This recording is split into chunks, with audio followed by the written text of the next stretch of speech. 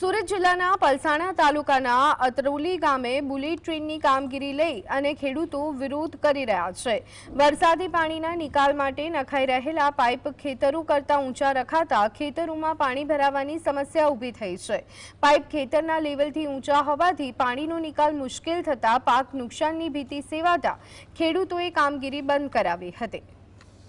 વડાપ્રધાન મોદીના dream project ગણાતા બુલેટ ટ્રેન પ્રોજેક્ટ દક્ષિણ ગુજરાતના સુરત જિલ્લામાંથી પણ પસાર થવાનો છે। જો કે આ બુલેટ ટ્રેનની કામગીરી કેટલીક જગ્યાએ મુશ્કેલી સર્જી રહી છે। વાત એમ છે કે સુરત જિલ્લાના પલસાણા તાલુકાના અંત્રોલી ગામેથી બુલેટ ટ્રેન પ્રોજેક્ટની કામગીરી ચાલી રહી છે, જેમાં કડોદરા હાઈવેથી બુલેટ ટ્રેનની કનેક્ટિવિટી માટે બનતો રોડ અંત્રોલી નિયોલ અને વાંકાનેડા ગામના ખેડૂતો માટે ચોમાસામાં મુશ્કેલી સર્જી શકે તેમ છે।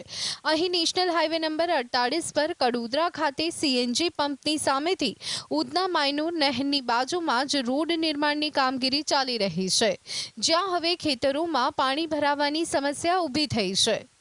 ચોમાસાના પાણીના નિકાલ માટે એ લોકોએ જે ડ્રેનેજ લાઈન નાખીને ખેતરથી ઊંચી ગટર લાઈન નાખી છે અને ચોમાસાનો પાણીનો નિકાલ થઈ શકે એમ નથી અને ખેડૂતોએ પાછા 2 વર્ષની અંદર ખેડૂત નમાયેલો થઈ જશે એવી પરિસ્થિતિનું નિર્માણ થયું છે।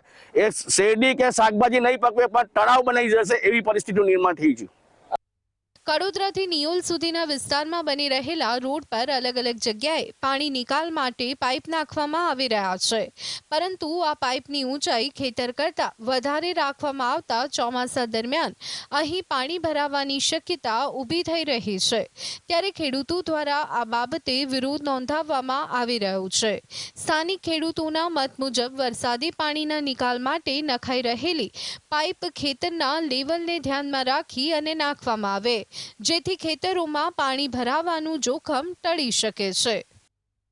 વારંવાર મેં એમને રજૂઆત કરવા છતાં લોકોએ અમારે કોઈ પ્રશ્નનો હલ નથી કર્યો। હજુ હાલની પરિસ્થિતિ એવી જ છે, હજુ ચોમાસું આવવાની તૈયારી છે ને હજુ કંઈ એ લોકો એના સામે નથી કરતા।